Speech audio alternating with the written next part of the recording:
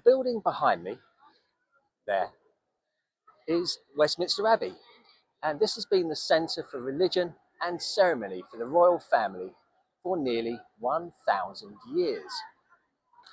The gentleman in question is Thomas Parr, also known as Old Tom Parr, or in the place of his birth, which was Winnington in Shropshire, he's known as very old Tom Parr.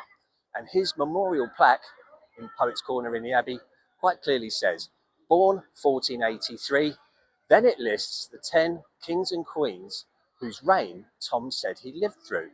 And then it says, died 1635. Aged 152. Old Tom was living in an old cottage that had been in his family for generations, and he was living off charity. The villagers would bring him some old stale bread, green mouldy cheese, but on special occasions, a glass of cider. The Earl of Arundel heard about this very old man and decided that he would present Old Tom to the king as a curious piece of nature. The king at this time was King Charles I.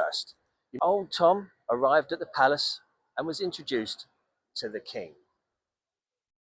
The king said, "Master Parr, you have lived longer than other men. What have you done more than other men?" Old Tom replied, "Well, your majesty, I was unfaithful to my first wife 50 years ago, and I've been doing a penance ever since." So the king thought about this.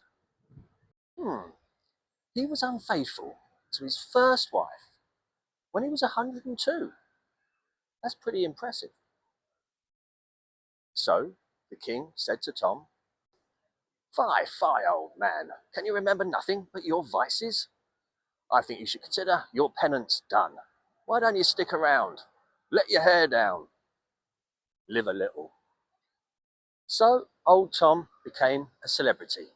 He got invited to all the best parties because everybody wanted to meet this 152-year-old man.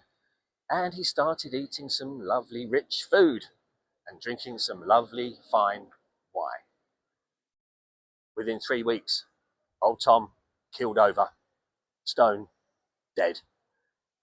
And so the king ordered old Tom to be buried in Westminster Abbey. Did he feel guilty about his death? After all, old Tom was quite happy in his little cottage, eating old bread and cheese. It was the change in diet and living the high life in London that killed him. So old Tom was laid to rest amongst the great and the good of the country in the kingdoms